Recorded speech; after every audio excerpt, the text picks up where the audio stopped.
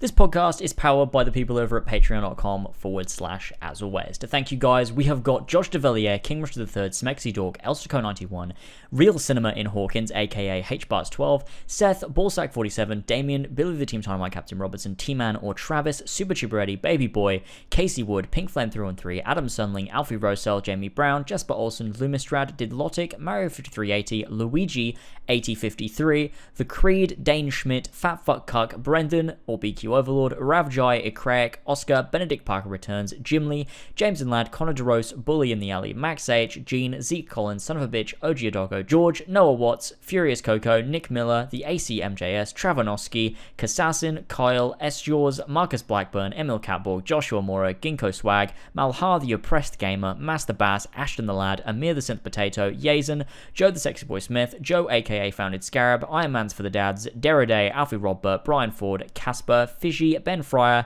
and Andrew Martinez. Thank you all so much. Enjoy the podcast. Hello everybody, how's it going? And welcome back to the Kill Connor Club podcast, episode 113. I'm one of your hosts, James, and I'm joined, as always, by Tyler. As always, how's it going, my friend? Pretty good. How you doing? I'm doing pretty well. Pretty busy at the moment. At the time we're recording this, I'm a couple weeks away from going away, so we're pre-recording the most we've ever had to pre-record before a time period I'm away, or you're away, or so like there's been times where we've had to pre-record 4 podcasts ahead of time. I think now it's like 10. Yeah, it's a few. It's a few podcasts. I feel bad mainly for you because it's my problem, and now I've made it your problem. So it's alright. I can do it. Yeah. So, at the time we're recording this before episode 112, and this is episode 113. So that's why the list reading for Patreon pre-recorded. That's why that's why it's a bit of a shit show at the moment. But we never fail to bring out a podcast every week, whether it's on Patreon or it's for the public, whether it's Cinema Room, whether it's Kill Connor Club, whether it's Clubhouse. We're always here. We show up, except for when we're not here, which is like the end of the year where we take a break. Yep. But fuck, we deserve it now. We do. We deserve it now. Yeah, so trying to get everything in order is a nightmare because, like, my days are like, I get to work, I'm up at 6 o'clock, I get to work by 7:30, I'm there till like 4:30 in the afternoon, and then I'm at the gym training, or I'm at jiu-jitsu, or I've got some things to prep for this and work for this going away thing I'm doing. Then at night, like, I'll have dinner, and then I've got to record podcasts or something like that. Or I'm streaming. Or, so I have no nights free. My mum has been trying to get me over for dinner for the last 2 weeks. And I'm like, sorry, mum. I'm busy every single night. And every single day. So, yeah. I went over to work on stuff at their house just to see them. Like, I went over their house and brought my laptop and just worked on stuff. But I was in their presence, so that's all they got from me. It's better than nothing. It is better than nothing. I mainly went over for my dog, to be fair, as well. Which is, it's good for them because I see my parents more than I probably would. If there was no dog there, it'd be fucking, I'd never go. Oh, God. Love you, Mum. But today's episode, because we're pre-recording it so far out, we don't have current events, we don't have things going on. There's probably games out that we can't talk about. I certainly can't. It comes out... No, not the 10th. November 17th. Ooh. So a few things come out. Yeah, it's October 24th when we're recording this. So that tells you how far in advance we're recording all these episodes of shit. Yeah, there's a few things coming out. Every game is out now when this podcast really, so out. Like Jedi Fallen Order is out now. Yep, came out 2 days ago. Death Stranding's out now. How's Jedi Fallen Order, James? What do you think of Jedi Fallen Order? I love it. It's my favourite game.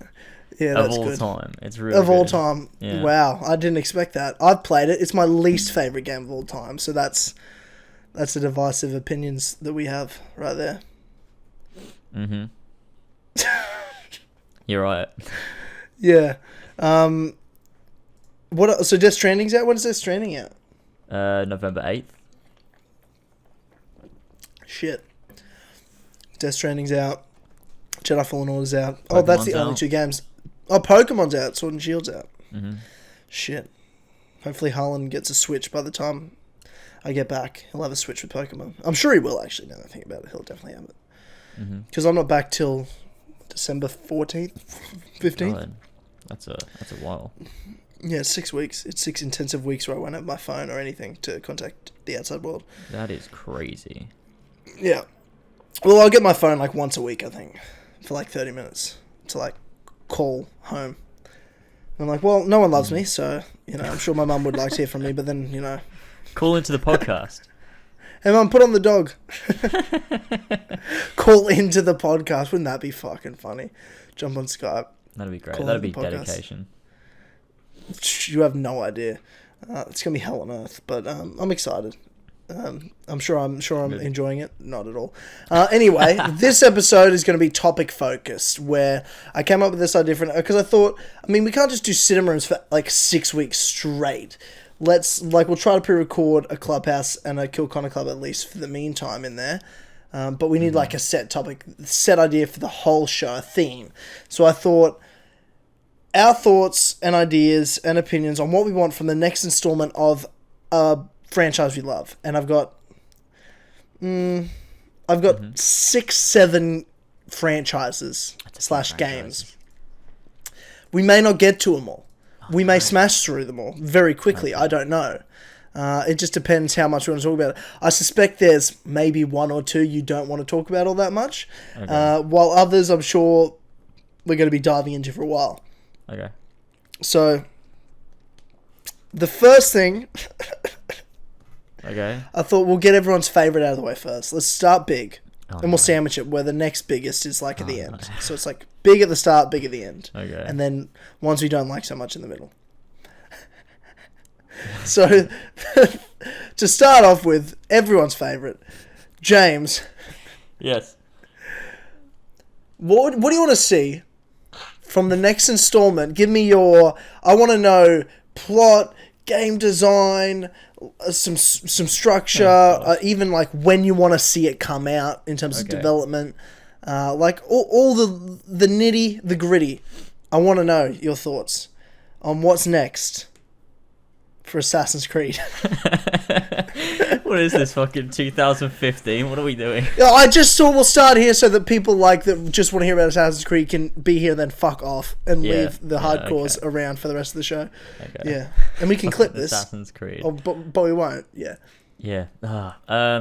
Okay, when do I want it? Never, ideally. Stop. Okay. Stop it. Yeah.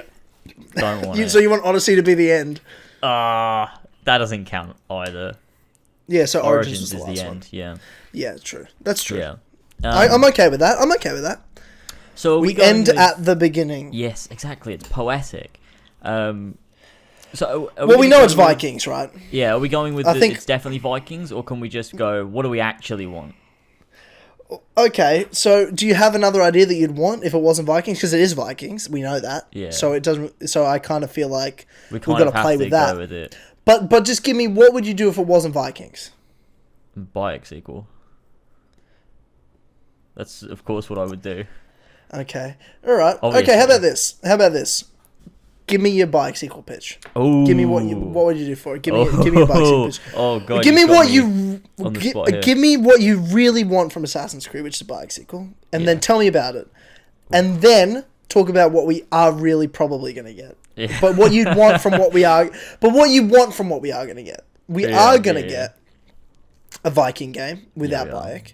Mm-hmm. But what else are we going to get from it? Like, what could be good that we could get from this? Yeah. So let's start off. Bayek sequel. Give me the pitch. What do you want? Bayek sequel. All right. Well, I've talked about this before on streams, I think.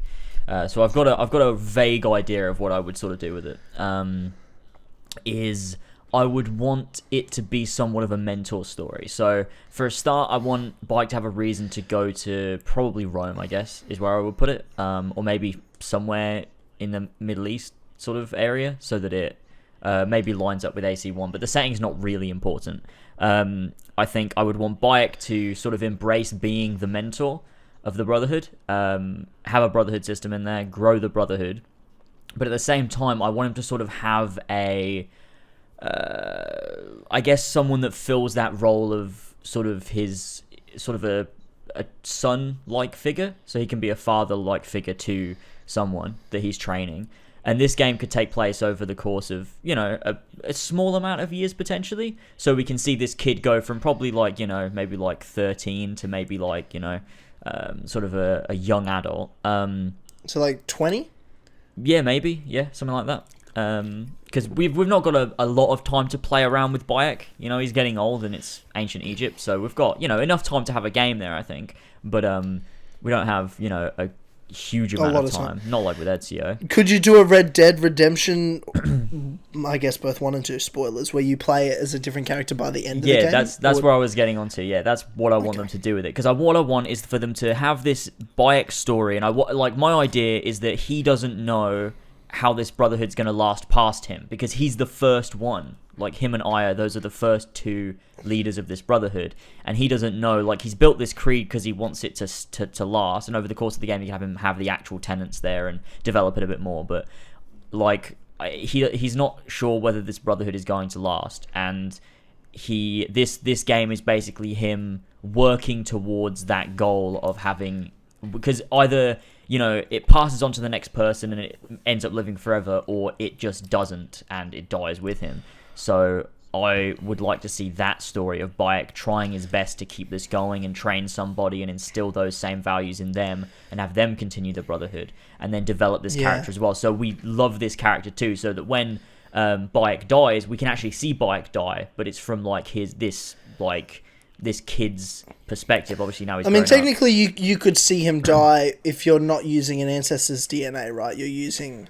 Yeah, true. You could if you're using Bayek's DNA from his body, from which his Layla is doing. So technically that's the loophole to see someone's full life. Yeah, right? And then you could switch it to be this kid as well. Maybe you have the DNA. You can figure it out, but like then you would switch, like the Animus would all fuck up or whatever, and you'd then be this kid, and then maybe you'd see the same thing but from his perspective, and then you would continue from that point. Here's a counter devil's advocate here for you.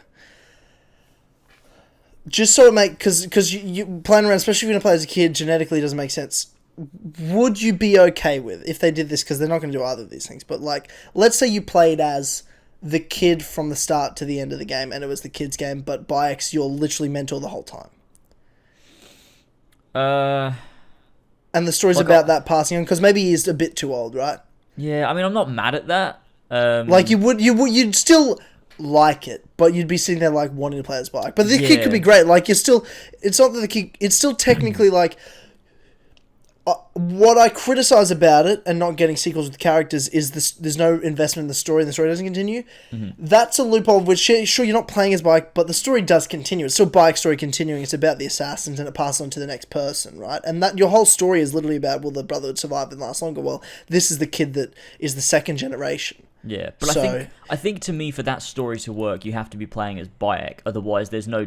I mean, obviously, you know that the Brotherhood's always going to live on, so that's not like... You're not wondering, oh, is he going to succeed? Because you're like, well, we know that he does. The idea is more, how is he going to succeed? Like, will it be through this kid? Will it be another way? And if you're playing as the kid from the get-go, sure, like, you're going to know the entire time it's going to be the kid. Like, that's the point of the game. And also, then you don't get those personal, emotional moments with Bayek where he's like inwardly thinking about things because you're not playing as him. So like these moments when he's dwelling on the creed and he's got all these philosophical ponderings, like you don't get those unless he's talking to the kid, but I don't feel like that's the same. And that sort of sense of like desperation that he has in that, like, this means a lot to him and it's his legacy and he wants it to continue. Here's a story idea for you. With this, taking everything you're saying, you've got, and at this point we've started quite a few hidden ones, right? Like quite a few, you know, small like cells. Sure. Let's say we're at a point now where in Rome, assassins, like lots of assassins are being killed. Like they're not big enough yet to outlast. They don't have the tenants yet to outlast. They're not skilled enough yet to outlast. They're getting killed off.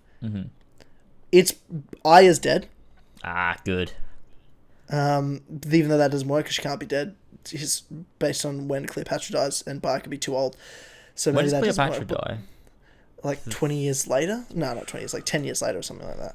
After Origins, I think. I think. Cleopatra died it's a few years. 30 BCE, and Origins ends, when is it, 38? 36? Yeah. Yeah, something like that. Yeah. When does Caesar die?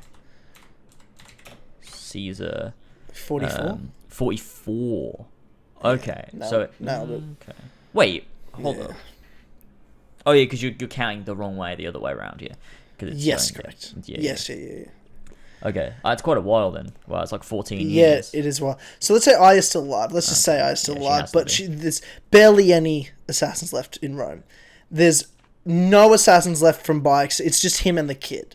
So it really is this, like, is it going to survive, or is this the end of the brother? Now, we know as an audience it doesn't survive, but it's like, how the fuck's he going to survive? There's only 2 of them left where he is.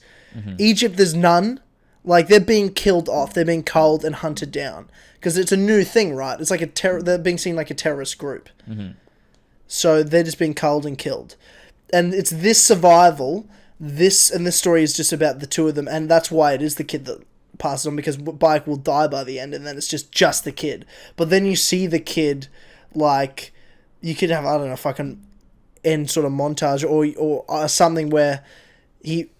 Yeah, I don't know. Where, like, it's just the 2 of them left. I kind of wouldn't mind seeing, like, that'd be a really cool story. Or even, like, that's the first half of the game, I don't know. And if you really did have a big portion of the story where you play as the kid afterwards, because it would be an RPG, right? Like, it just, realistically, if it was done, it's going to be, it wouldn't be Odyssey, let's say it's Origins level RPG. Yeah.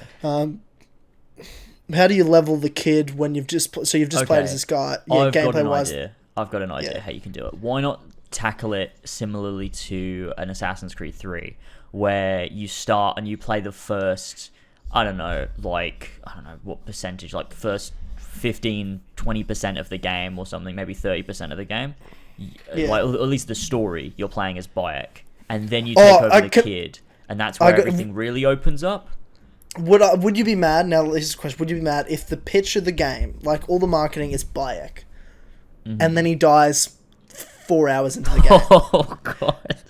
And you're just like, what the fuck? Like, you have no idea. Like, you would dead say, everyone thinks you're playing as Bayek. This is a Bayek game. Yeah. And he dies 4 hours into the game and you play as the kid. How fucking crazy would that... That's the biggest gamble ever. And of course, they would never do it because the pussies and take no risks. Yeah. But...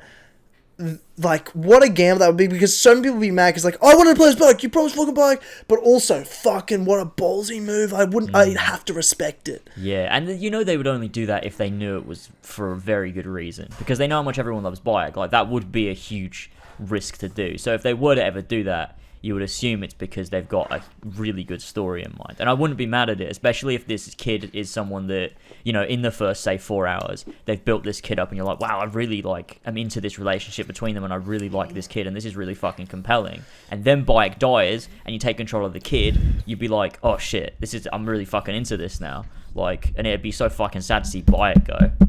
But yeah, I'm not mad at that, actually. That'd be an interesting idea to go with.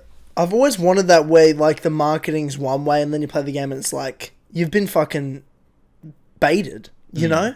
Like, it's like the movie Psycho, where the main character, and this is in, like, 1960s.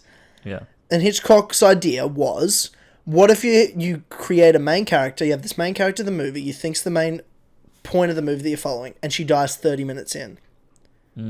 Like, that was the big thing when Hitchcock was making the film. That was his gamble. That's what he wanted to do. He wanted to freak people out. He wanted to challenge the classic Hollywood cinema tropes. And and it was a big gamble, but it paid off. It's one of the all-time great films ever. And, definition of horror movies, pretty much. Every horror movie's pretty much copied that in some way. Yeah. So that's why I look at that gamble that Hitchcock made in the 60s... and would love to see that in a game where it's like when we talked about if the Joker movie wasn't marketed as the Joker, and it's just this weird retro mental drama film with Joaquin Phoenix, and then at the end it becomes the Joker and you realize, holy fuck, it's a fucking Joker movie the whole time. Yeah, that'd be so fucking cool. Like, shock, real twist. We know everything about everything before we play things, before we watch things these days. It's rare you get surprises. Yeah, it's rare you get surprises. Endgame, a lot of the marketing was fake, like, especially everything regarding Thor. I loved it. And that how was good, really great to finally watch it and be like, oh my god, we didn't know anything about this. This was great. You didn't know anything about it. Yeah, and that's really, especially that really last... refreshing. Yeah. That's exactly right. So... I want to see that. That's the type of thing I want to see in a game where you market it one way and then you play the game and it's like, oh, you just fucked us. Yeah. That's what I want. So with regards to this, if we were to do a Bayek sequel, what are you thinking with regards to modern day? None. I'm done with modern day forever. Well, in that I will case, never want it. you No, don't no. need I the will. genetics to work then. Now, I wouldn't mind it being like, I wouldn't care if it's still just for the classic trope. It's just like, I'm the person playing in the Animus. I don't mean like where I actually see story where you're the person in the Animus first person. I just mean like I put in a game. I put in a game like I do, and it treats it like my Xbox is the Animus console. Like Unity, so the menus are still Animus, but it's been edited by like that sort of thing. I'd have no problem with that. So that way you can still have White Room and Animus loading and all that sort of stuff. I wouldn't mind it. I wouldn't mind it. But I don't need ever at any point fucking easy messages to the future or time. I don't need it. You're out. Hey, you're out. It's over. Yeah. Just an Assassin's Creed story. This is a purely grounded Assassin's Creed story. You can stuff your fucking RPG bullshit, the open world, whatever you want. But in terms of storyline, it is about assassins. It is about the Creed. That is what it is about. That's what I'd want. Yeah, and that means that also they don't have that crutch that they always rely on of, oh, look at this crazy message like that's been left here, and all of this cryptic stuff that doesn't actually mean anything because they don't bother with it anymore. Yeah, you need to create tension and twist. You've got to actually be really creative and new for the franchise and fresh. That was intentional.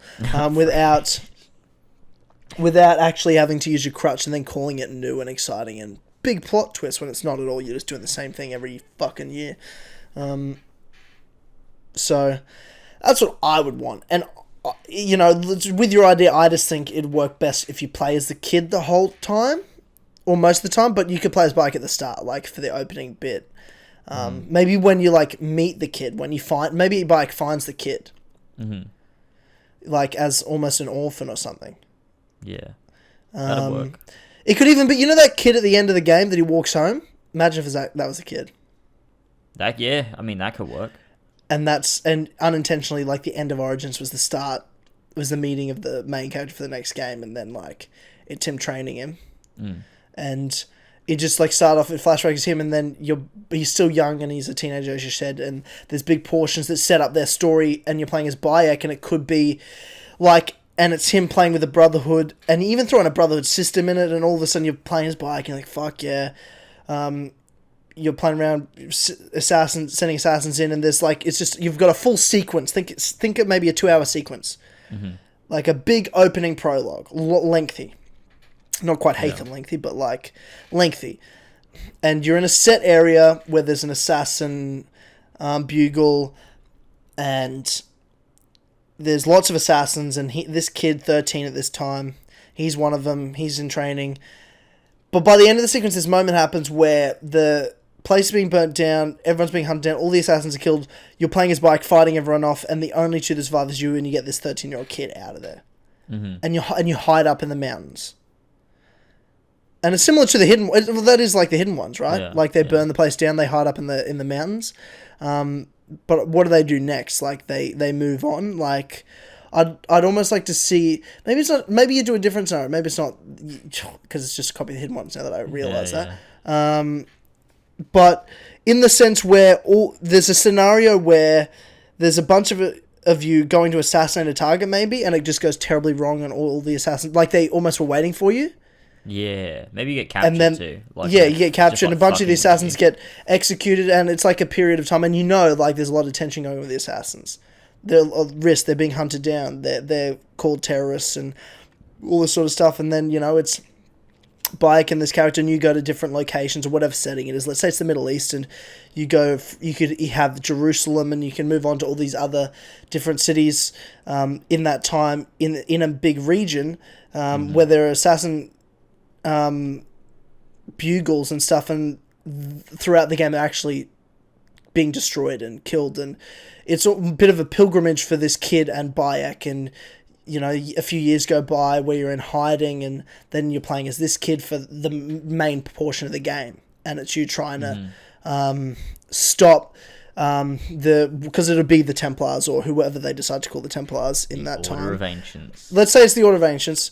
They're the ones manipulating the governments that are forcing the focus to be on the hidden ones and killing them and hunting them down. So that's, Bayek, who's weak, let's say he gets injured. So he's, like, even though he's already old, like, let's say he gets, like, loses a leg, something happens to him during this time where there's real stakes.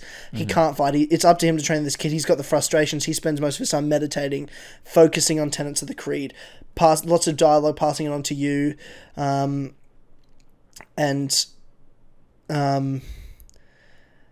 Perhaps you could even do a bit of fucking, like, throw in a bit, because there's always a bit of fantasy element for this Jedi shit, right? Like, let's say Bike doesn't have eagle vision, does he? So that doesn't work. Because this kid definitely has eagle vision also. No eagle, he definitely has eagle vision. Okay. I want this kid to be, like, a bit special, even a bit more special than Bayek is, in a way. Like, Bayek's special because of who he is as a person, but this kid be, like, actually assassins from what we know in the past special, like eagle vision. Yeah. He has that sense. Has some first div DNA too, so like he can interact with pieces of Eden as well. Yeah, not like fucking Cassandra. has superpowers or anything. None of that. But like he has that innate ability to just sort of activate pieces of Eden without really meaning to. Like Ezio, Altair, Desmond sort of thing.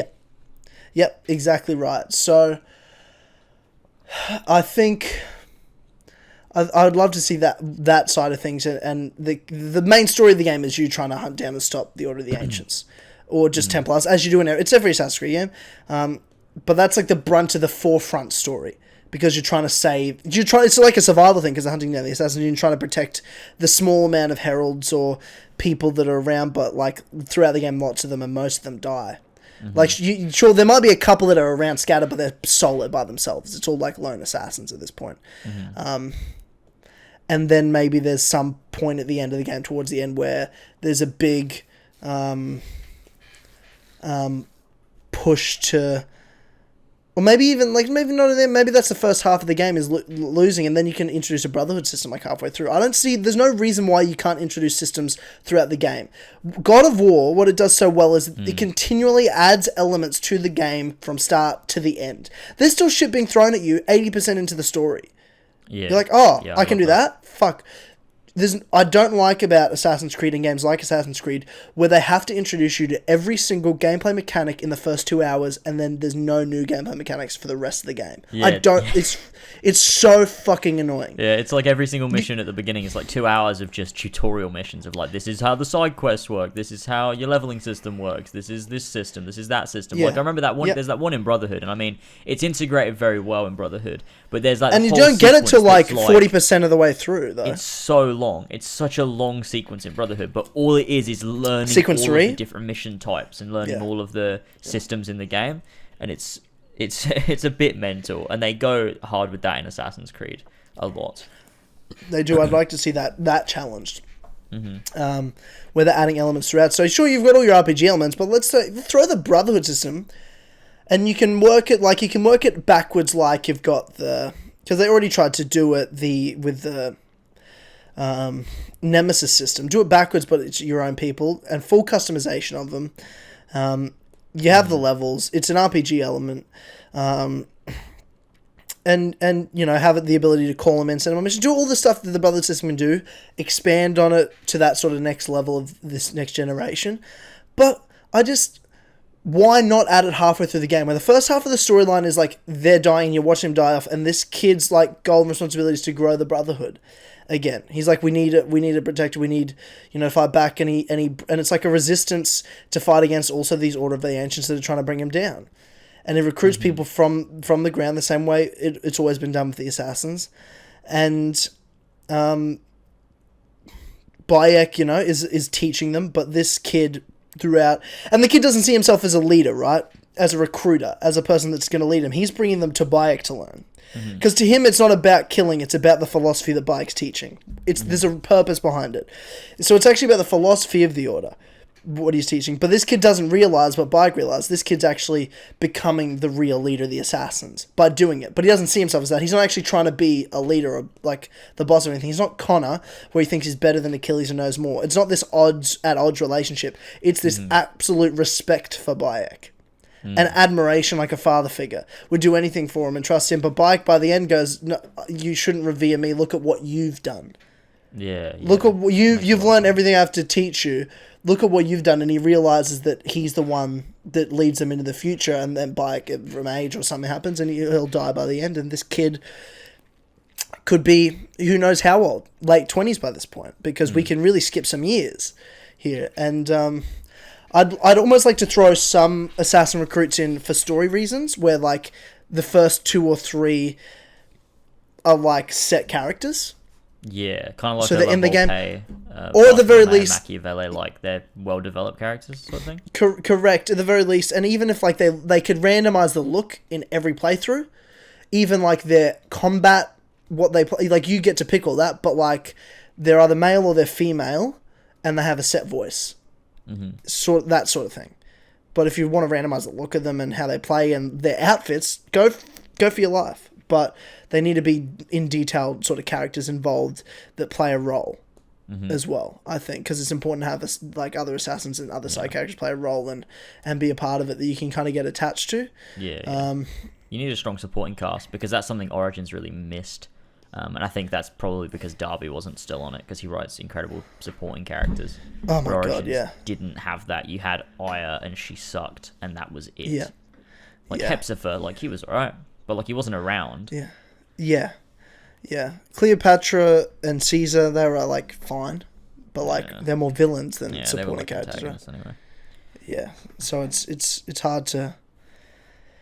Yeah, no, I agree with that for sure.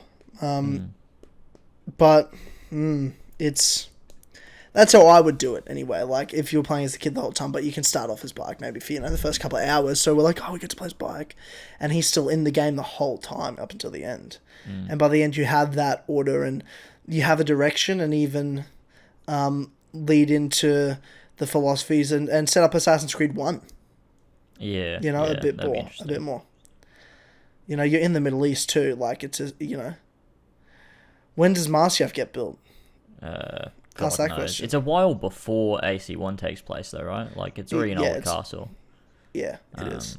It's not a new castle. What about this kid? What if he's a direct ancestor of Altair? Like with him being all special and stuff, like he can interact with the Piece of Eden, and like you slowly reveal, like it's almost like maybe there's not. I mean, like the way that Ezio and Desmond were guided by the Yisu, potentially similar to that, but maybe not quite as on the nose. Is he's being guided in a certain way, and then you realize at the end of the game that he leads to like Altair is his descendant, and that's hugely important, and then everything links up and it all makes sense, and it's like, oh, that's really cool. Yeah, that would be cool. Yeah, I like that. And you can do an epic montage where like they walk through generations to see the pyramids get built. You see the pyramids get built? Yeah. I mean, you could do that if you wanted to. And there's no DLC for this game either. That's the other like trope of it. There's no DLC for it. No DLC. Yeah. I'm just checking how old Marsyaf Castle is. Yeah. Because it's a real castle. It is a real castle. Marsyaf Castle is a medieval structure in a town of Marsyaf in Syria, situated in the Orange. Oh no, it was built in the 12th century. So it was only at like, at the oldest it was 100. The castle was captured. The castle was captured by the assassins in 1141 from Sankur. Evidence suggests the lower layer of the castle are of Byzantine origin. Yeah. So that would be after the Roman Empire, the Byzantines built it. So it wasn't. I don't think it was built in 12th century. It says it was just rebuilt. There, on Wikipedia, it says site history built 12th century. But if you read it like it's like the city of Troy. There's layers to the city that are built in different places. Like they were besieged, was destroyed, and they rebuilt over it. So It says the foundations of the castle are Byzantine origins, but like in the 12th century, it was captured by the assassins. So well, it's still later levels were added by Nazir Ismailis, Malklukes, and the Ottomans. The castle was captured in 1141 by the assassins, and later refortified. Marsyaf and the surrounding town functioned as the capital of Nizari Emirate from the middle of the 12th century until the end of the 13th. Saladin besieged it in May 1176, but the siege did not last long and it concluded with a truce. Current research indicates it was held by the Nizari. Anyway. In 1260, the castle was surrendered to the Mongols. Later that year, in September, the Nizaris allied with the Mamluks to drive the Mongols out of Syria and reclaim the castle.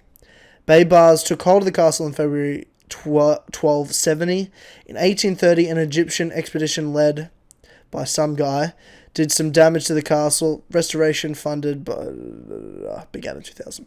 So it's who knows? I'm not sure if it was just the main castle you see today was built in the 12th century or the lower layers were built before that. But even so it's still, relatively, the assassins didn't own it until 1141 anyway. Yes. So yeah, correct. Yeah, so we can't really play that. Yeah, you can't have them like, oh, they built the castle and it stood for 1,000 years. They actually captured it. Yeah. So I guess not, but I guess they could, I don't know, set up being in Masyaf. I don't know. No, or not Masyaf, but like the Middle East. Have like, well, that's what this game would be. I'd set this game in the Middle East. Yeah, because when Assassin's Creed 1 takes place, you don't have assassins all over the globe. You only have the ones in the Middle East, or at least it's implied that that's the case. Yeah, and that's what's implied even in Assassin's Creed 2, that like the assassins spread and grew from there. Yeah, so it's like I guess they because of what Altair did. Yeah, because of what Altair did. Yeah. But that's then shat on by all future games after the Ezio trilogy. Yeah. I guess what the point was Bayek tried to expand the Brotherhood, and that like maybe too quickly. And so what they decided to do was they ended up in Syria for whatever reason, and then they grew the Brotherhood maybe more slowly. So it got to the point where we see it in Assassin's Creed 1, and it's this massive order that can at least control the city that they reside in. And then after Altair reforms it, because it's already so big, they can start to slowly spread out to different places in the world, which makes a bit more sense maybe. Rather than Bayek just like right at the start going, right, we need to spread everywhere. And it just sort of not working out. Yeah, well, it shouldn't be. It should just be about the ideals of the order, not about some big goal about spreading out everywhere. Yeah. And this kid, it happens unintentionally. And this kid, he just grows the order to a point where it can survive and thrive in some ways. And there's ups and downs as we see throughout all of the history of the assassins. And, it just leads to what is, 1191... where the assassins are at Masyaf. Mm-hmm. But yeah, that's how I'm with you. That's what I want from Bayek sequel now. It wouldn't be a direct Bayek sequel anymore because Greece is gone and Rome I don't really care about anymore. And I think the best way to do it, I'd just want to see a grounded story. Yeah. And, Bayek's getting on. At least you get him in it and it's his story continuing. So your investment in Origins. So you can go back and replay Origins and know that, like, that all continues on. There's still that investment because that story still matters. You don't have to play as him for it to matter. It's like Red Dead Redemption 2. It's not like because you're not playing as Arthur in the first Red Dead Redemption or you're not playing as John in Red Dead Redemption 2 that they don't matter. It's still this connected storyline and that investment still matters, right?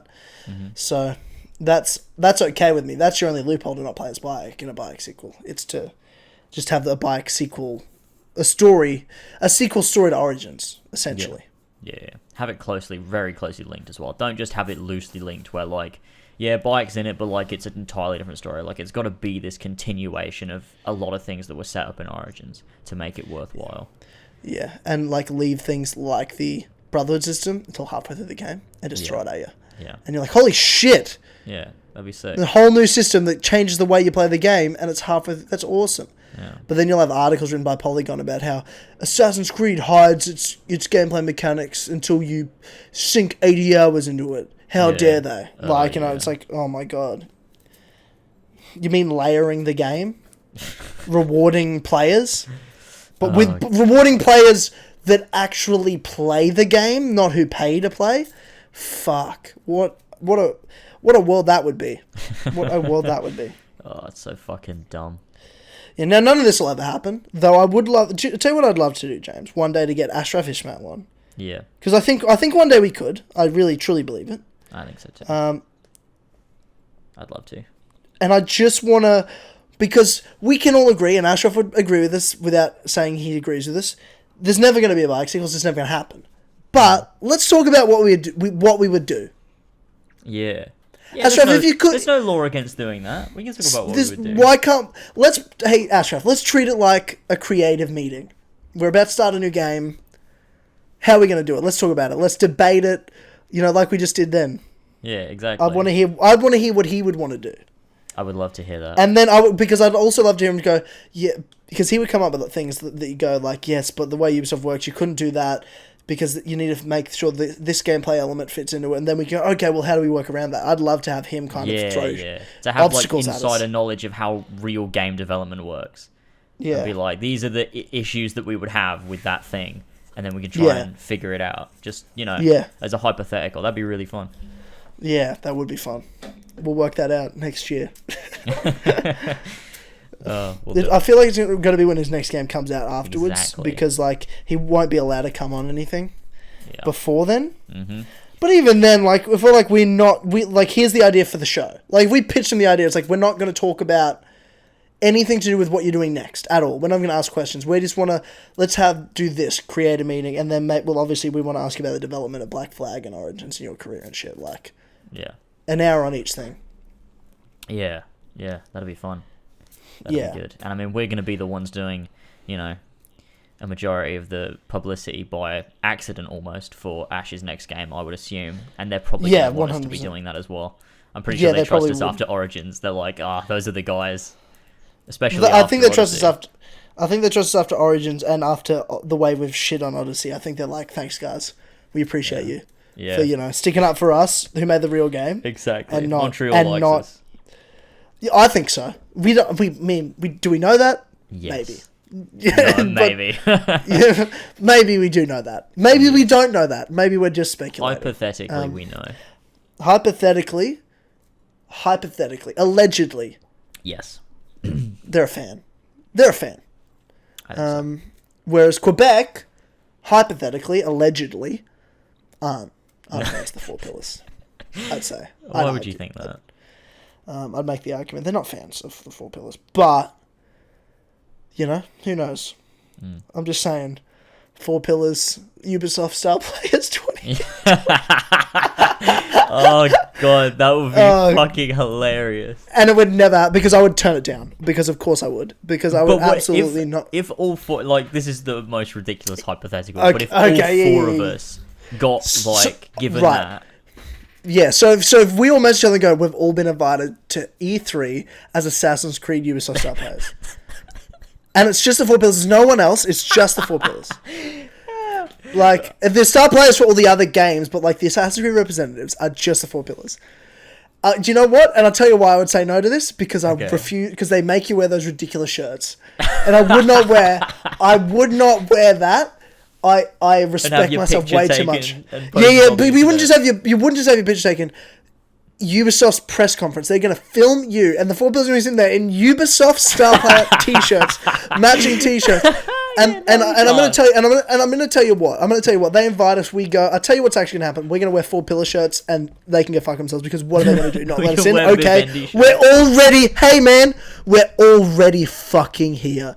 So you don't have to let us in. The Four Pillars are together at E3. You don't have to let us into the fucking event. But I refuse to wear that.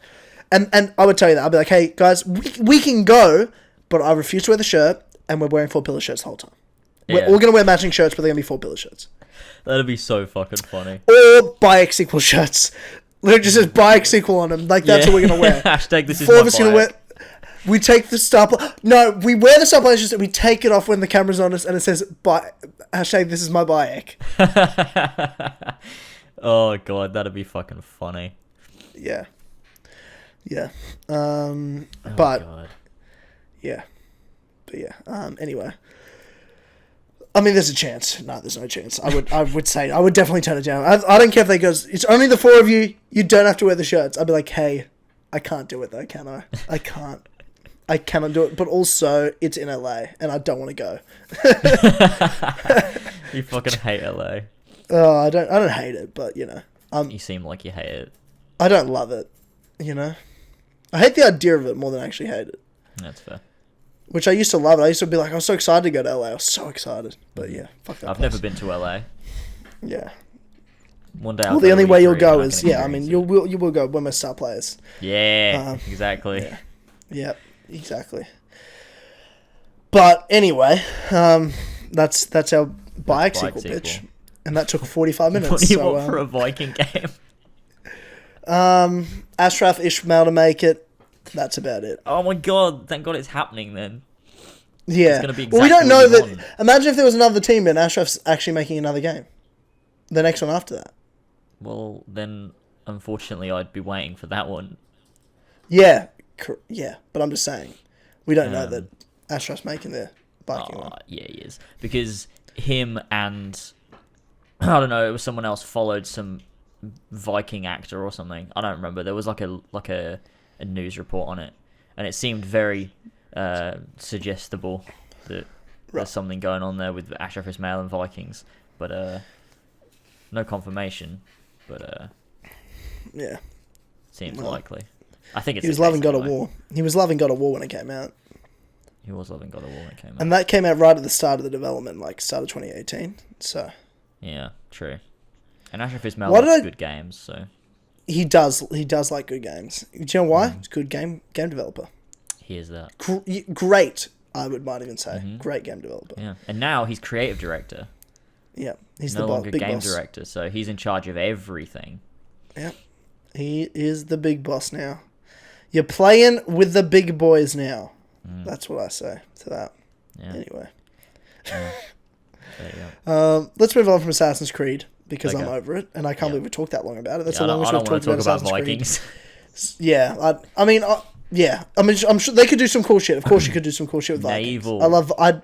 I do love Vikings. Sieging like towns and stuff. So it kind of works like fort assault. As an assassin, how Black dumb. Flag. Yeah, but maybe you're not an assassin though. Maybe you're just a Maybe it's like a Black Flag. No, James, no, Yeah. no. I'm sorry for suggesting. What the fuck are you talking about? For the love of God, can we just play an Assassin's Creed game? We're at you're right. At the very least. I'm sorry. At the very least. They're Templar. No, let me finish my sentence. At the very least, the Templar towns to get loot for your Viking mates, but also at the same time you're saving people. But history writes, because history is like, Templars write history. It's written that these horrible Viking assassin people were pillaging and killing people. So the assassins were that? No, that sounds dumb. You got so it's like fort assaults from Black Flag, but instead it's like but you fort assaults in Black Flag. You're a pirate. Yeah, but then you become there's an no assassin. assassins fort. But you weren't fort sieging as an assassin. Yeah, you were. No, you weren't. You do if you do it after the end of the game. Oh my! Are you being serious? Are you fucking joking right now? Yeah, he's not an assassin until he goes back to London. Okay, just before the end of the game, then. But you're still an assassin. Not really. At that point. Or are you saying that every single fort assault took place before he joined the assassins in Canada? Correct. That is what I'm saying. But some parts you don't even unlock until after, right? Or no, you don't. You unlock them all before you become an assassin. Correct. Okay, I guess so. But they're all sort of just Templar and never suggest we're not playing as an assassin again. I want you to take that back. I'm sorry. I didn't even think.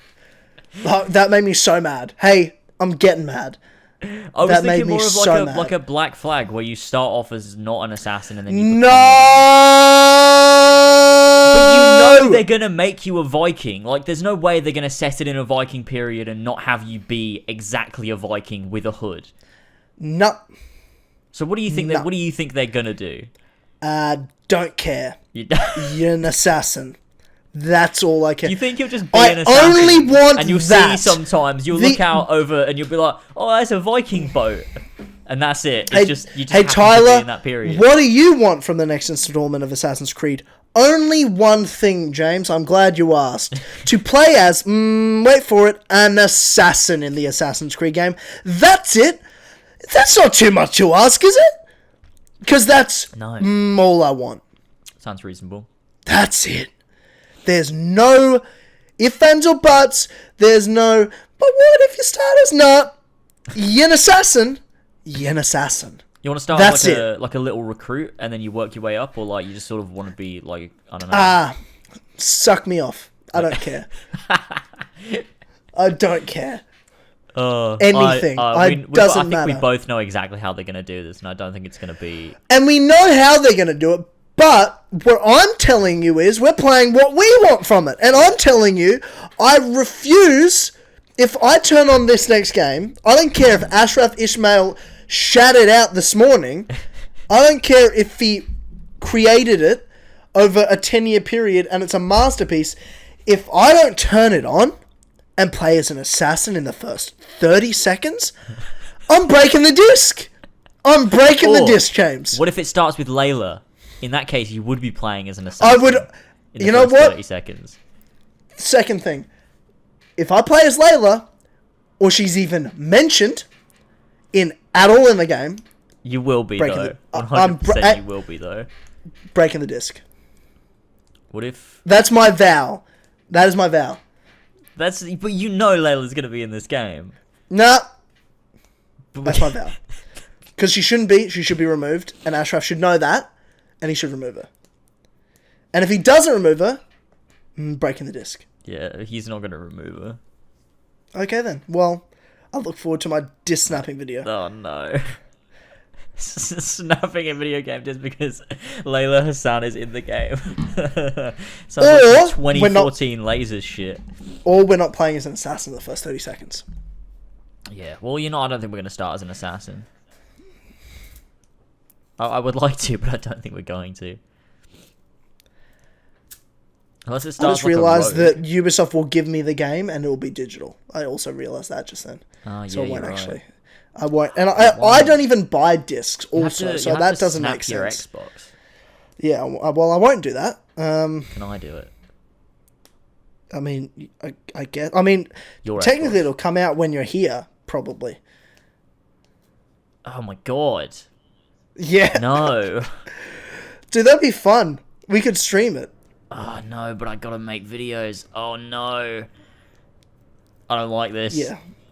Hey. Oh, I'm stressed already. Oh no. Look, we can make videos. Just bring your laptop. Bring your shit. Bring a laptop. I don't have a laptop. I have a laptop. You can use a Mac and make videos from it. I can't use Final Cut, and I'm not using a Mac. Well, I could edit it I'll just look at the release date, and we can just figure it out. We won't, dude. Surely we would have planned this before that we announced the release date. Maybe, I don't know, but I don't know how much money I'm gonna have either. We'll do it. So the whole plan of this is like, I don't know when I'm gonna be able to plan this without. Well, let's say money. Let's say end of November. Okay. So the game usually doesn't come out. Usually comes out end of October. Yeah. So. In which case, should be all good.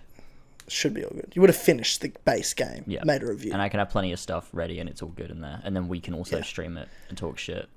Yeah, afterwards, of course. So we're all good. Right. Yeah, that makes sense. Yeah. That makes sense. Okay. You feel alright now? You feel better? Stress of over. this scenario that isn't happening yet and may never happen? Yeah. Yeah, that's good. I'm glad you do. Yeah. Well, What's the we next spent franchise? too much time. I didn't even want to... Assassin's Creed podcast. I was like, this will take 90 minutes to record. Well, we've done one game in an hour, so there's that. Yeah, we can do the rest in 5 minutes. Because who cares if they're not Assassin's Creed, right? That's a good point. Yeah. We won't do that. We won't do what? I'm just reading the list. I'm going to cut. I'm just cutting. What was it, though? Halo Infinite. Okay. Because that'll make me mad. Okay. I just realised. And you know it will, because we'll have to talk about things and it'll make me mad. Okay. Alright, let's start with another one. This is something that's been in the news. Yeah, well, you'll like all of them. Okay. That's the thing. I want all of them. Yeah, you don't fucking get both of them, James. Neither did I, neither do you. I want both of them. I know you do. Yeah. We all do. What's next? Uncharted. Ooh, yeah. James, what do you want to see from the next installment of Uncharted? I want to see. Is it Uncharted 5 or is it another side game between Uncharted 4 and 5? That's kind of like that era gap that'll be between the numbered games of the Drake family. So you assume Uncharted 5 will be when we play as Nathan Drake's daughter. Yeah. But we've had a Lost Legacy where we played as with Chloe, Nadine, and Sam. Mm-hmm. Now, will there be... Would you... Again, not what will happen, because we know what's going to happen. What do you want to happen? Do you want 5 to be next so soon, where you're playing as Nate's daughter, or do you want there to be another game or two where you're either the new crew or a different crew or something in between? I think what I probably would prefer is because the main Uncharted team, the one that made 2 and 4, are working on The Last of Us Part 2, meaning that a different team is working on this Uncharted game that's coming next. So, I want that to be a side game. Was Uncharted 3 not the main team? No. They were working on The Last of Us. Is that true? Fuck. Mm-hmm. That makes so much sense. Yeah, exactly. And so I want Neil Druckmann to, be working on Uncharted 5 when eventually they do that. And that core team to be working on Uncharted 5 because they've nailed it and they've got it down. Give this next game, make it a side game and give that to the other studio. I think that would be better. Plus, it gives more of a gap. So you want another Chloe game? You would say? What do you want? Another Chloe game? What do you want? Yeah. Maybe a new character if you wanted really? to. So you don't want that Nadine, Chloe, Sam crew? Because that's a fun crew. That was a really fun crew. But also, I didn't know I wanted them until we played Lost Legacy, and then I'm like, fuck yeah, I could play another game with this crew. I do love them, but I just think it'd be interesting to also introduce maybe a new character and be like, what can you do with an entirely new character? It'd be a lot of work because you're not relying on fans knowing them, but I'd be interested in it. Or in just bring back some older characters in this, like fucking Cutter, bring him back in the next side game as well. Oh, he was fucking cool. Yeah, he was alright. Yeah, he was great. Yep, I love him, and that's the only other side character, right? There weren't any more. That's all of the side characters. There's Sully, obviously. Yeah, that's kind of the main crew. Yeah, well, maybe have that be the next side game. You play as Chloe again. You got Nadine there, and then have Sam. That's his fucking name, right? Yeah, Sam and Cutter. Those 4, and have them have lots of banter. It's all a bit of a laugh, and they're going about the globe doing stuff. And how about we have less jungles as well? Because most of 4 and Lost Legacy, it's all just jungles. Can we have another setting? Please, that'd be great. I love the Himalayas in 2. Is that the snow? Yeah. Yes, it is. Yeah. Okay. Yeah, that was nice. Desert in 3, you had the Himalayas in 2. Jungle in 1. Urban jungle environments. In 4. Those are always cool, like London in 3, and then you've got like they do the like sort of little like favela place in Lost Legacy. Which is nice. And even in 2, the city you're in 2, that was fun. Oh, yeah. It's like Middle Eastern Sea, is it? Yeah, but I do want... Yeah.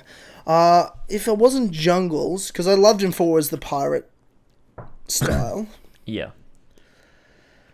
I'm trying to think of what type of cultural treasure we could deal with in the next Uncharted game. European? Whether it's Uncharted 5 or it's... not, yeah, European would be interesting. You don't do a lot of European like stuff. Switzerland, like where you've got the mountain ranges and stuff. What if you would have like stuff like there could be a lot of like medieval stuff, like you got castles and knights and stuff like that sort of. So like you're in France or something. Yeah, you could go like Germany, like France, Da Vinci Code. James, I like where your head's at right now, man. I like where your head's because at. I really liked and that Scotland bit in Uncharted 4. In 4, fucking oath, I did too. Castles and stuff. It was cool. I love where your head's at right now, and it's a medieval treasure. Yeah, do that. We've never really had that. I like where your head's at. Yeah, we haven't. And you know what? That's such a good idea. I'd save it for Nate's daughter and Uncharted 5. Yep, give us more jungles with Chloe. With Chloe, just fucking jungle. I don't care. Jungles. Russia? Yeah, I mean, you could go to I guess so. Istanbul. The crossroads of the world. The crossroads of the world. I mean, you could do the Middle East. You could do the Middle East. That in a Middle East proper interesting. way, I mean, you kind of did it in 3, but it was just kind of desert, wasn't it? Yeah, it's just desert. Was it? Yeah. I wouldn't mind seeing the Middle East and some biblical shit. Oh, Yeah, that would be cool. That could be fun. That would be really cool. Mm-hmm. Yes, okay. There you go. There's a couple of good ideas for you. Yeah. I want the European, like, French, English medieval castles, like, it's all surrounding them. Spain, France, England, during those wars in, like, in medieval times or in the 1600s sort of thing. Mm-hmm. Ooh. And then it's treasure base from there or something they're fighting over. Oh, James. That could be fun. I like it. That could be fun. Do you want them to return to doing some mystical stuff? Because we know that's canon to the Uncharted universe. No, I do not. Ever again. You don't? Never again. What if they literally never way, again? Though? So, like, no, we don't get literally zombies never or again. Balverines, but like... Sure, like what? Give me one. What if they were to do something with Excalibur, like King Arthur's sword? And there's a... Like, there's some magic to the artifact. There's maybe a magical property, but like maybe not as on the nose as the previous Uncharted games. And don't necessarily make it like I don't know, like a piece of Eden where it's shooting beams of light and killing people and stuff like that. But maybe it does something interesting. I don't know what. The same way El Diablo did. Oh, what did that do? You know, in I was going to say Assassin's Creed 1. Uncharted 1. Assassin's Creed! Uncharted 1, like, it was kind of like toxic, and that didn't it create the zombies? It did do that, but don't do zombies again, please. No, I'm not saying that, but like, else. maybe it's like the One Ring drives people crazy when they see it, whatever it is, like Excalibur. Yeah, that could be interesting. Yeah. Yeah, Excalibur. Oh, imagine if that's the treasure. It's Excalibur. James! That could be fun. I want that that's Nate's daughter's game. That's what I want for that. Yeah, that'd be so sick. And you know what? Fuck Chloe and all that getting a second game. I want this game and I want it next. Nate's daughter. I want Uncharted 5 next. I want Excalibur to be the treasure. I want medieval, Cassie like Drake. Spain, France, England as Cassie Drake, you know, and that's the treasure set, is a medieval treasure, and she's exploring those locations. Yeah, fuck yeah. Yeah, what do you do I'm all about that. What do you want to do with Nate and Elena in this game? Elena out. Where is she? As in like Cassie wants to go treasure hunting. Nate's like not. She only tells Nate because he's the only one that would listen, and he's like, "You're not doing. Your mother would kill us. But she goes along herself. He doesn't tell Elena because he doesn't want to worry her, but he realizes she's gone to go after it, so he's like, "Fuck, I have to go protect her." So he like catches up with her, and during that period where she keeps running away and he keeps trying to chase her and follow her, he ends up kind of getting invested and involved, as Nate does. He's been dragged so deep in. He keeps trying to resisting for his character arc. Like, it stays with it. Like, he's really resisting it. He's furious that he's going on this. But then he gets to this point where he's like, we have to just see it through. They kind of get caught between a rock and a hard place, and he's with her. But maybe there's a new other side character that can be your third part of the crew, or a fourth part of the crew. There could be two other side new characters that are for Cassie and her era. But then Nate needs to be like the Sully. He's always there with her. But like in the first game, it would be, you know, and Elena might show up like at the end because she works out what's going on, because she always does. Yeah. But it's not Nate's fault. It's Cassie. Yeah, that'd be really interesting. That'd be really fun. We've done it. What would you do with what a great idea for what a great idea for a podcast this was, by the way. I just want to point out, great for a pre-recorded episode, what a great idea. We should do these more often, where we have we should like, do this more often. A few news topics, but every podcast has a main topic that we come up with that's like a creative idea that makes them maybe a bit more engaging for people. I like that. We do need to refresh the show a bit. We're relaunching it next year as the As Always podcast. So it's not just us reading out news and going, what's your thoughts on this news? What's your thoughts on this news? It's like we have all those, but then the main bulk is like people could write in as well, like tweet us stuff for certain topics and everything. So they can that would ruin it because they'd come up with terrible ideas. Yeah, okay. But we can read like one or two at the end. Like the main bulk is me and you, and then like at the end we're like, this person said this dumb thing, and then we move on. We're the worst fucking people in the world, eh? Like, we have, like, the best listeners ever. And then we wonder why our shit... and send us messages and topics anyway.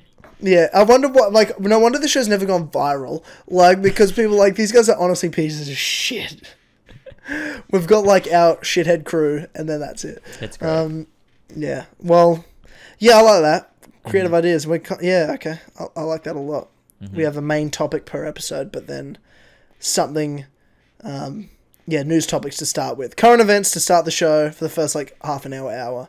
Then half an hour, let's say, and then we just get into the main topic. But the main topic might be a news thing. Like if there's something that massive where we just want to talk about that, that's the main topic of the episode. That's it. Yeah.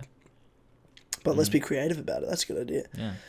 You might need to come up with some ideas for this though, because you're a bit more creative than me. In that case, it's never going to happen.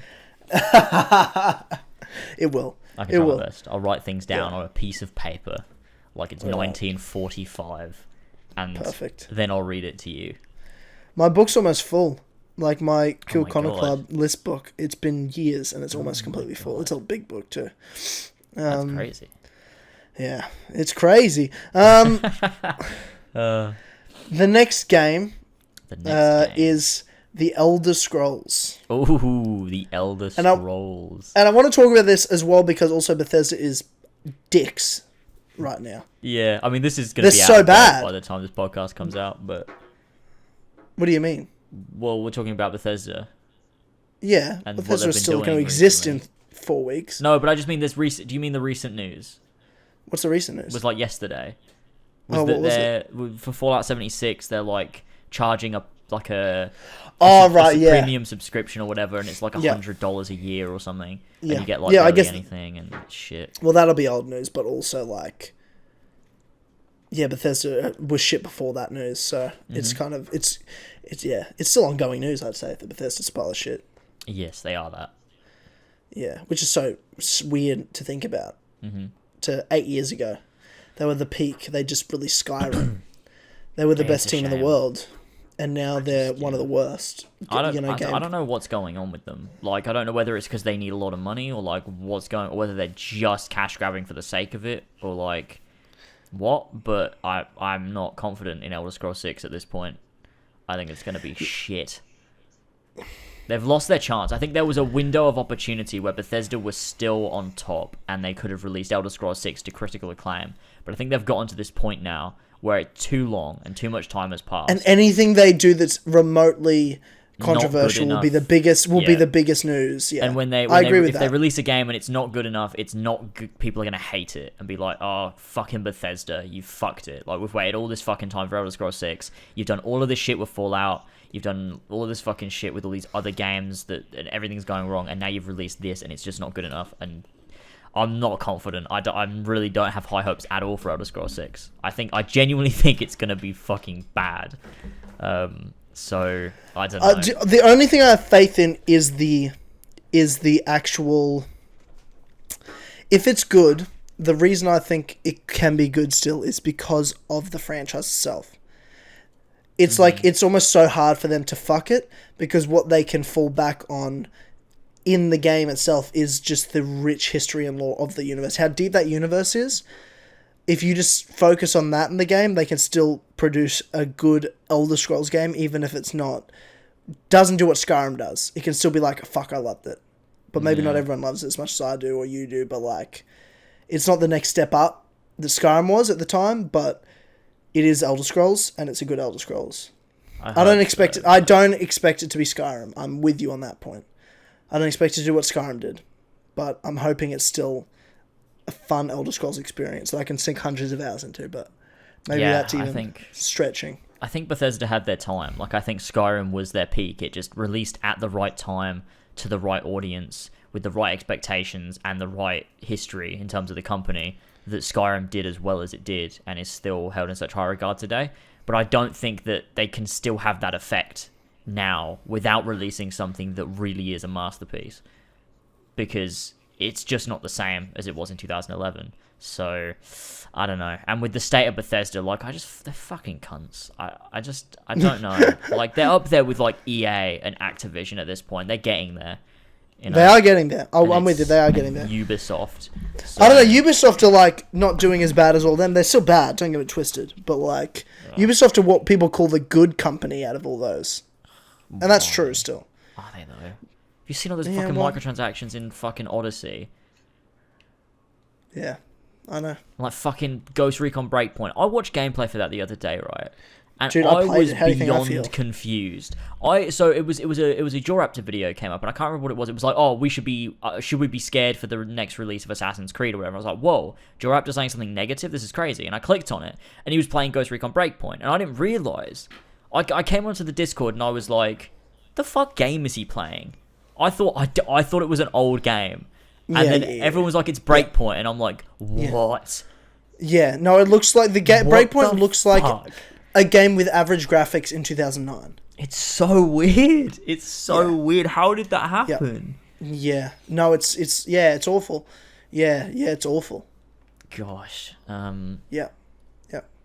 Yeah. Oh god. No, I'm completely with you there. It's fucking abysmal. But what do you want from Elder Scrolls 6 anyway? You know what, man? I just want it to be not shit at this point. Like, I don't have a set location I don't even have a set story I want. I want it to be fucking, you could just do Skyrim in a new place with all new quests. I don't care. Just make it like Elder Scrolls. Make it deep and rich, focused on the world and the lore and the stories. I don't want multiplayer. I don't want microtransactions. I just want it to be single player, massive open world RPG experience. Yeah, I do too. I don't really have like specific details or mechanics I want focus on quest lines. I want a lot of options. I want a lot of quest lines. I don't want like Fallout 4 where it's one quest line and that's in the whole game. You know, I want there to be the Dark Brotherhood storyline. I want there to be the main storyline, a second tier storyline that's still like a part of the world like there was in Skyrim with the Civil War, and there needs to be a lot. Yep. Mage. All of that, man. Yep. Yep. It all has to be there. And so many like little stories here and there, and just this like sense of immersion where you can just sort of live in this world. I want to feel like that, which is something that Skyrim still does today. Yeah. But I don't know. Yeah. I don't know if they're gonna do it. I don't know either. Man. But We'll have to wait and see. And we still got to get Starfield first. Yeah. Oh fuck! I forgot about that. So, God knows when that's coming. Yeah. Oh God, I don't know. Yeah, I don't know, man. It is what it is. It's tough. It's a tough world we live in. It is. All right, that's Elder Scrolls. James, what would you like from the next installment of Horizon Zero Dawn? I knew you were going to say that next. How did you know that was insight. Because I didn't even know I was going to say it next. I decided in the moment. I decided that. That's crazy. Yeah. Yeah. What do I want from the next Horizon Zero Dawn? I think for a start, obviously continue Aloy's story, which they obviously going to do. I think that's a given. The new location, in some way, I mean, show us. So I think I love the map of Horizon Zero Dawn, the way that it was so varied and had so many different places. Like the climate had clearly changed in the area of the world, which was, where was it again? Was it like somewhere like Colorado? Colorado, Utah. The border of Colorado and Utah, yeah. Yeah. And you could see that the climate had changed slightly or whatever from how it was or how it is currently, which was interesting. And how the landscape had changed and all of that stuff. But something that I would love to see is an area of the world that, go somewhere else entirely, show us something new and interesting, and show us maybe more of the old world as well. Like places, there's got to be somewhere in this world that's stood the test of time more so than where we are in Horizon Zero Dawn. So it'd be interesting to see that and find out a lot of secrets and things like that about what is still remaining from the old world and how that influences the people in that area, because where you are in Horizon Zero Dawn, it's basically like a barren wasteland other than that city area in the sort of northeast. So you can see that a lot of it has been influenced by, there's some worship of gods. You've got the Spire and Meridian, and they've kind of come up with their own little religions and belief systems and their own governments and stuff, and that's really interesting. But it'd be nice to see somewhere where there's a little bit more influence from the old ones. How are those people? Are there people in the world that are a little bit more advanced or a lot more advanced? Are there people that maybe like the Banuk have learned to use the machines in a certain way? maybe be able to create their own machines because they're more advanced than the people. It'd be nice to see a different take on what different humans have done with this tech with more knowledge than what we saw in Horizon. Is there a possibility later on, maybe it's not in this game, but in a future game, that you see humans that survived? Ooh. That'd be interesting. Perhaps, like, there's lots of vaults and cauldrons and stuff. Perhaps there's some sort of vault and safe house area. The group of humans survived and managed to there could be for a community of years. Or whatever. Well, it's not thousands of years. Yeah, it is. Is it thousands? How many thousands of years is it? Well, it's long enough that they had an entire fallout, and then the world rebuilt itself again, and then humans came out into the world or whatever. It was like they were locked away or something. Like something went wrong. Hang on, let me check. Horizon. Yet somehow Elizabeth's body and armor still sitting fucking just out. I think it's because the armor preserved her or whatever. Thousands of years and no one's fucking moved it, and her house is still there. If anything, it's like 1,000 years. Yeah, it is. It was less than that. Yeah, it is. The world ends in 2068. Yeah. I believe, something like that. Yeah. The new world is 3015 is when it begins. The events of Horizon Zero Dawn take place in 3020, so it's been about 1,000 years. Less than, but 1,000 years. Yeah. Approximately. Okay. You're right. That makes me mad at the ending. Why is Elizabeth's armor and house there? A lot of stuff is still there. But a wooden house and Elizabeth? No, it's not. No. Yeah. The robots only care about biomatter. They don't care about fucking wood. And buildings and stuff. They just leave that shit alone. And like, it's all weathered and stuff and covered in fucking vines and leaves and shit. And then it's surrounded by flowers. Yeah, because the world, that was Gaia's thing. Like, to rebuild, wasn't it? So that's why there's fucking trees and flowers and shit. Yeah, right. And it's all grown around these, like, destroyed old buildings. Yeah. Okay, that makes sense. I'm with you. But, I mean, you could have humans somewhere that survived. And then maybe still have knowledge. Like, we know that Apollo's archives were destroyed, but maybe there's a copy of some knowledge somewhere.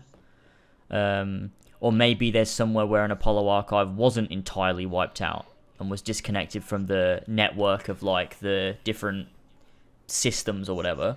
And maybe somewhere in the world, this group of people have access to all of humanity's knowledge, and they've, like, got this advanced civilization or something.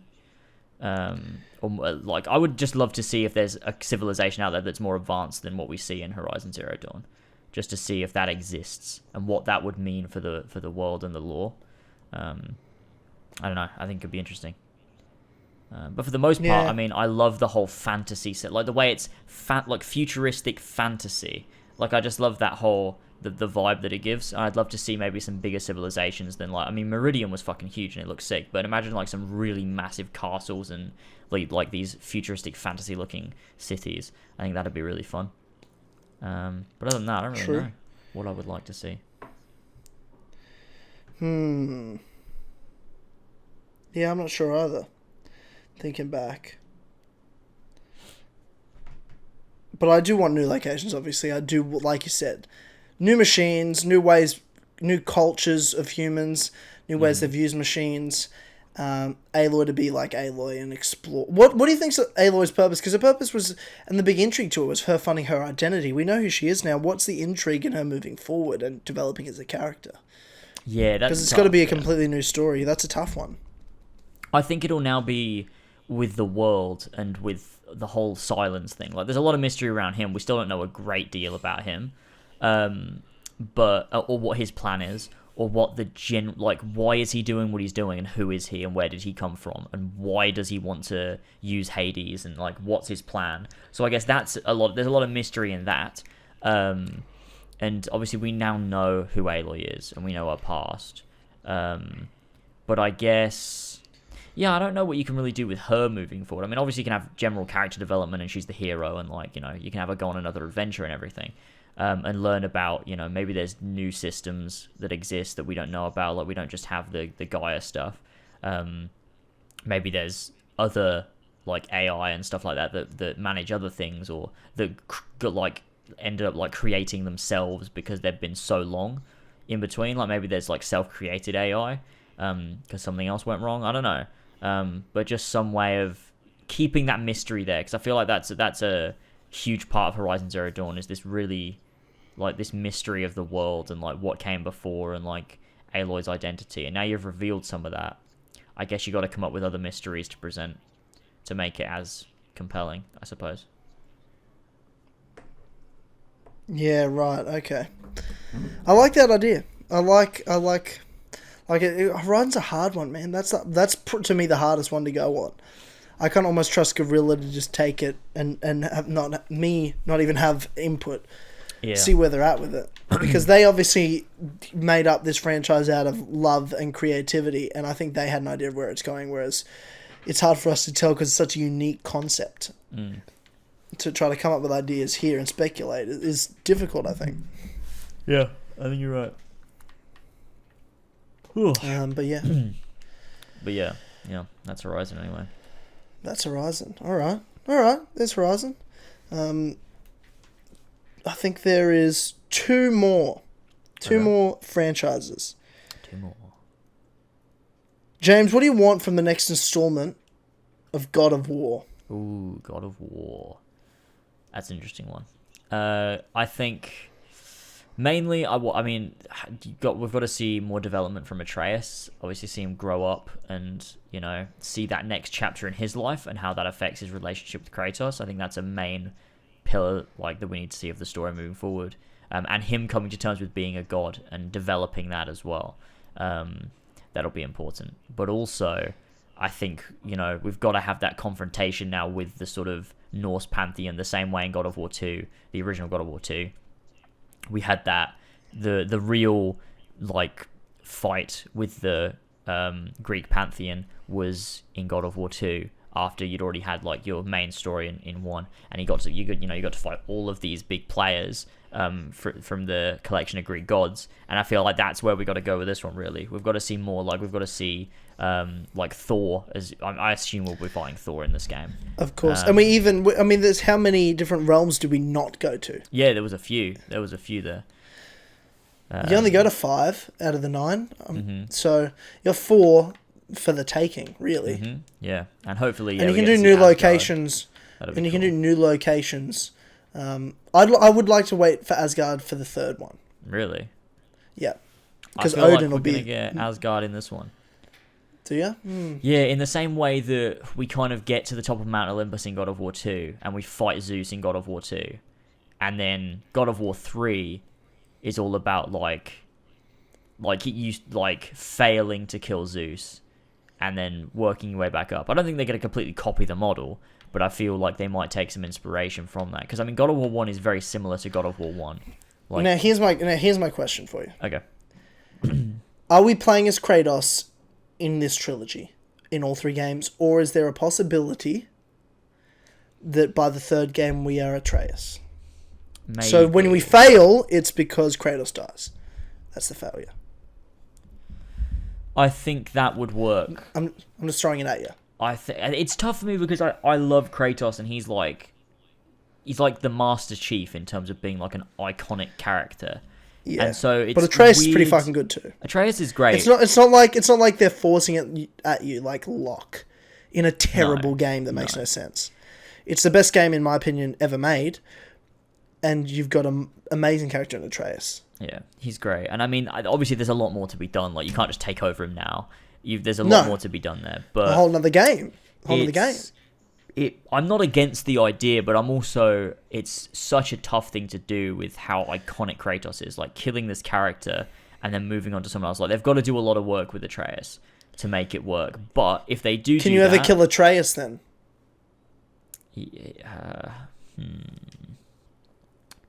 No, you can't.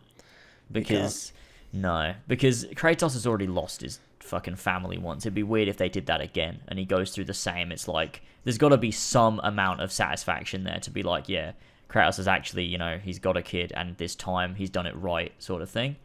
Otherwise, it's just really unnecessarily tragic, I think, for not really any point.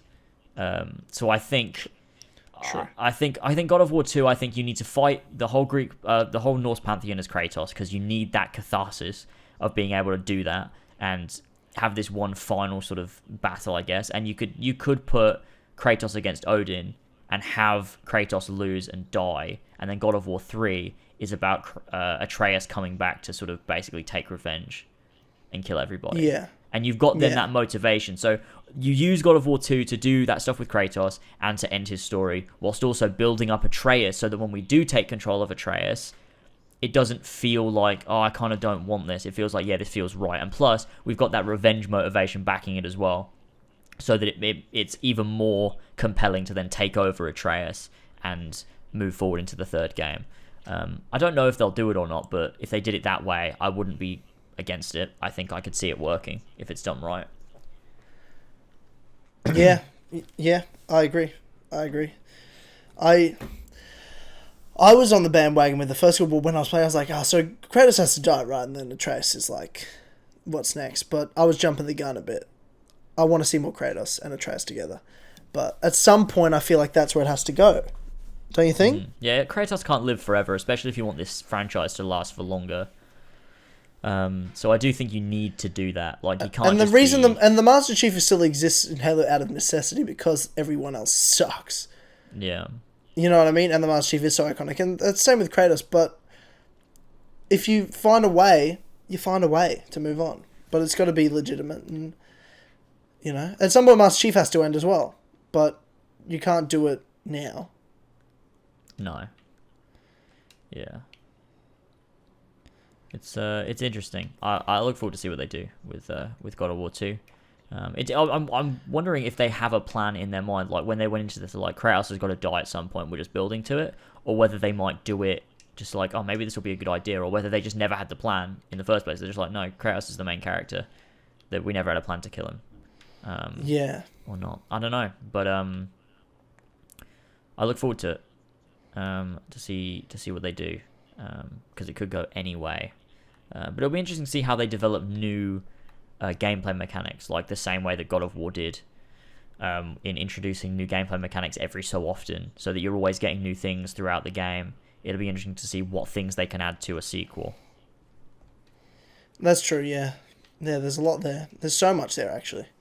Mm-hmm. I can't wait. I cannot wait. I'm going to be losing my fucking mind. I can't wait. When God of War, whatever it's called, PS5 gets announced. God of War PS5.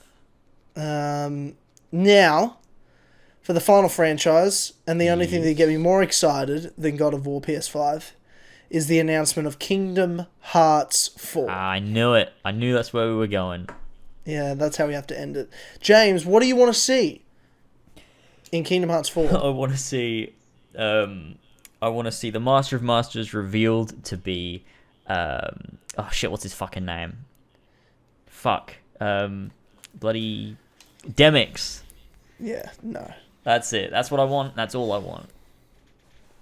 And that's it. I don't know. It's difficult to say. I do actually kind of think the Master of Masters is Demix a little bit. Like, I kind of am on board with that a little bit. I hate that. I don't know. I kind of like it. Such a shit character. It kind of works, though. He's kind of unassuming. I know. That's why I'm annoyed. Because, like you told me about it, I'm like, fuck. It makes sense, though. Like, whenever I think about it, I'm like, I can't figure out a way for this to not make sense other than to say, Demix sucks. But yeah, I know. Like, that's why I say it. Other than that, it makes so much sense. Yeah, it does. But I don't know. I mean, there's probably a lot more we could say about this once Remind comes out, which will have like story additions, and I mean, we can see young Xehanort talking to the Master of Masters, which is interesting. So I don't know. For Kingdom Hearts 4, are we saying that's going to be the direct next game, or? Yes, so there's not going to be an in-between game. Not going to be an in-between game. The next game. There may be in-between games between 4 and 5, but between 3 and 4, I feel like it's the end, and then you need to go to the beginning. I don't think there's an in-between for this. Okay. I think the next game is, your Sora. I think you play as Riku for the same way you were supposed to play as Aqua for the start of 3. I think you play as Riku at the start of 4 for the first maybe 2 hours, 3 hours.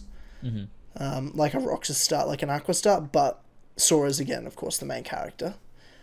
But again, I wouldn't mind you playing like in 3 where you kind of jump in battles to Aqua or whatever, because I still want all those characters to be a part of it. But again, I think it's going to be, Sora, Riku, Kairi focused. Yeah. With Donald and Goofy, Disney Worlds as always. I think the new elements are really going to be this new story. I'd like to see lots of new original worlds involved, and to go real deep into the history of. I want it to be a new beginning in a lot of ways. New original Keyblades. Lots of new original stuff. Mm-hmm. It to feel like a new start. Yeah, start to a new storyline, a new arc. We set up, who the main players are, introduce some new characters, throw in some Final Fantasy people in there, please, for the love of God, for my sanity.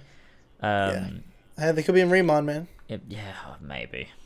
Knowing Nomura, everything we've seen in the trailer is everything we're going to fucking get. Unless I believe there's a new trailer coming soon at a Jump Festa, whenever that is.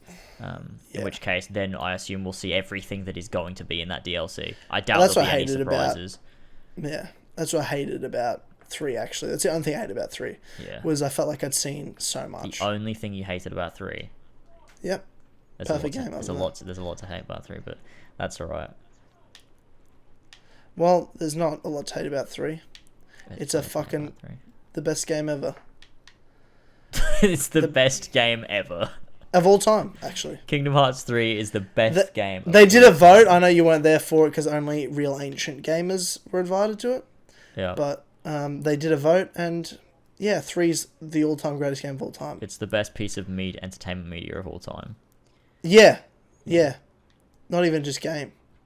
Martin Scorsese even said it's real cinema, which, that proves it. Yeah, he did say that, actually. He said, when Sora cried, he cried. Yeah.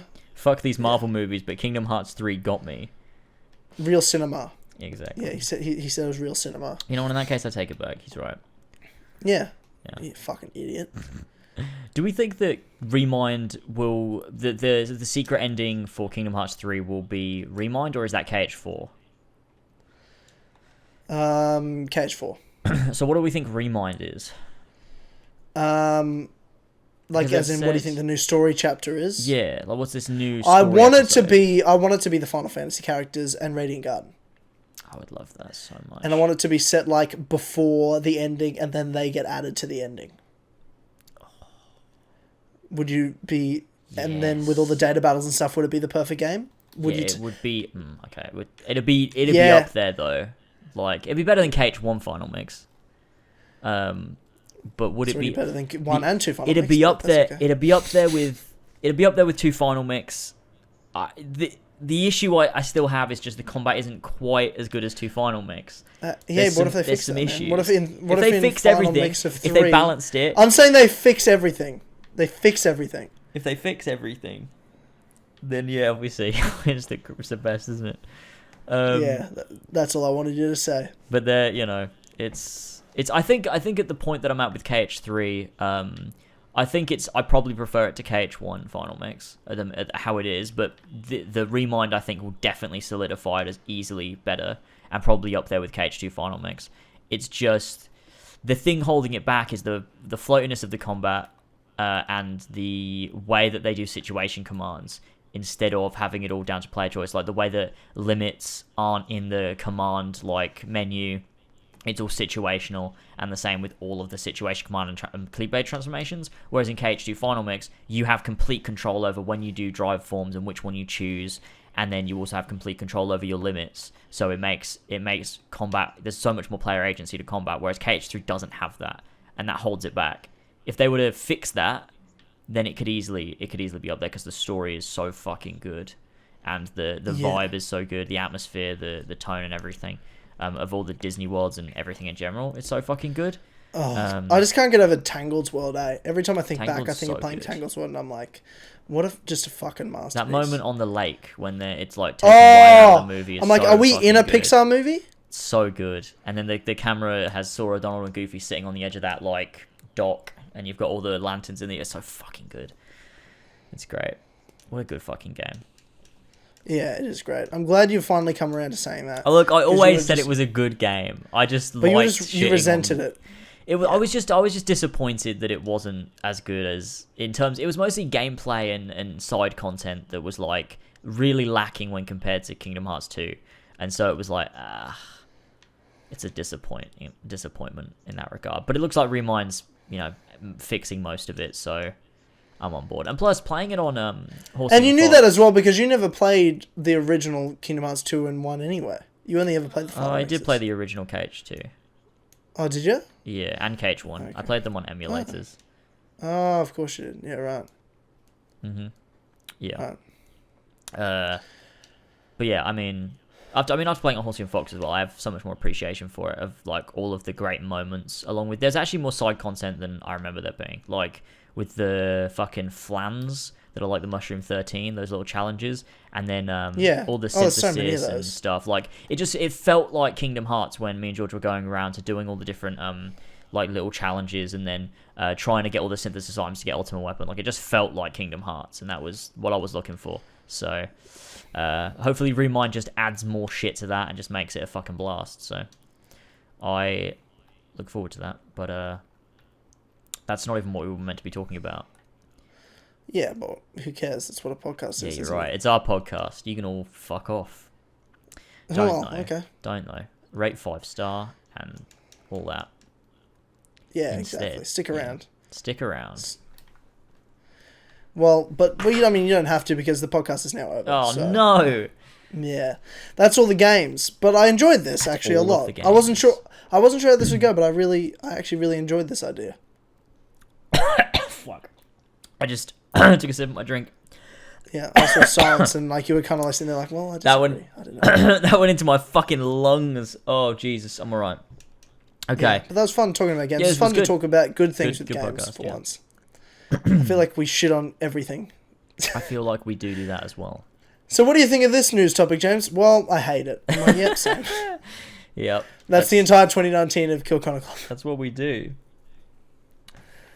We're just cynical fucks. But that's it. Those are the games I wanted to go over. Yeah. We could talk about Halo, but I don't really want to. No. Yeah. And we know too much about Halo Infinite, even though we don't know a lot.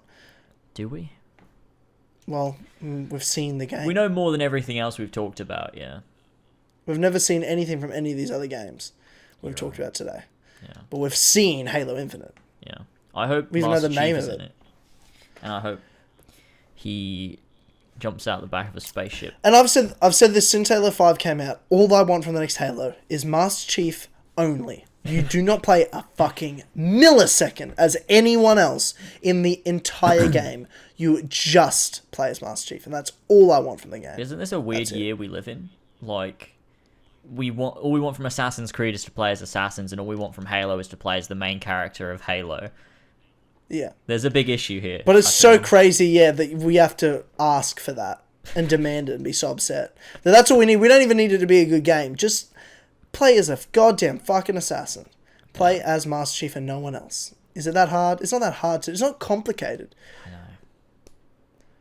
Yeah. Well, I mean, a lot of these things we're going to find out about next year at E3, I would think. You'd potentially. Think. You'd think. I would assume so, along with Fable 4, which I'm still adamant is happening. Oh, we could have talked about Fable. Oh, I'm adamant. Fable 4 is in development. Just because it hasn't been announced yet. People are like, stop it. Fable 4 is not real. Because I've been talking about it for years now. And people are like, no, it's not happening. So, it's a next-gen game. I know it's coming. I guarantee Fable 4 is coming. I've said it's coming. I have all the evidence coming. I've made videos on it. They got hundreds of thousands of views. It's coming. I promise you. I stand by it. And I'll be making Fable 4 news videos when it gets announced. How about that? How's that fucking sound? You little fucking epic. Savages. You ungrateful cunts. Yeah. Jesus, sorry. But no, I hate all of our listeners. They all think that Fable 4 is not happening and that Origins is bad. So our community sucks now. Yeah, I do hate our community so much. Yeah, fuck them. Yeah. I'm you know what? I'm glad. No, I'm not going to say it. You know when you just bail? I'm like, I won't say that. No, I don't. I never do that. I always commit.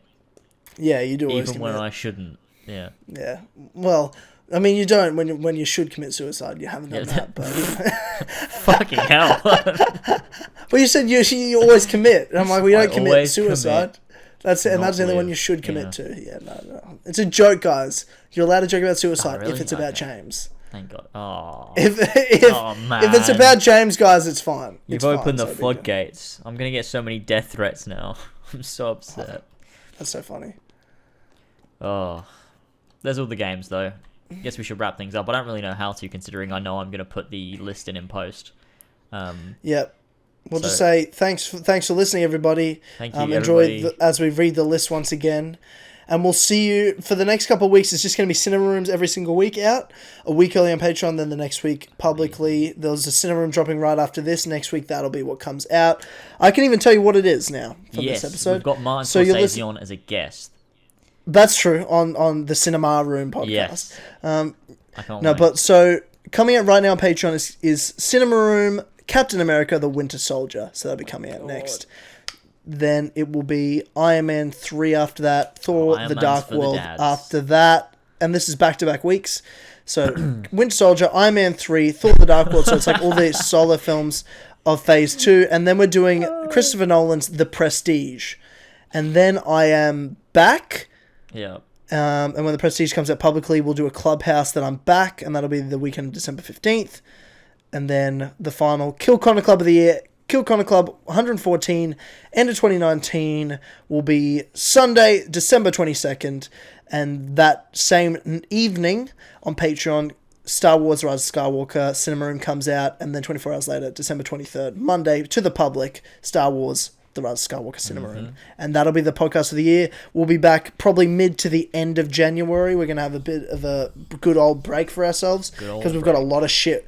We've got so much shit we've got to plan out the next year. So it might even be like the end of January before we're really back launching everything. I don't want to rush back. I want everything to be ready and it to be good and us to know what we're doing. Like to have a plan like we did today. It's a great podcast. Yeah. I'd love for us to do things like this more often. I agree. So, but I want to have a good plan. I just don't want to do it for the sake of doing it, you know? Yeah, you're right. So, yeah, but that's the rest of this year, ladies and gentlemen. While I'm away. Enjoy Iron Man 3 and Thor The Dark World podcasts. Well, Iron Man 3 is the worst of all of those. So. You've done it. No. Baited. Like all right. Thanks for listening. Enjoy the list. We'll see you next week. Bye-bye. Bye.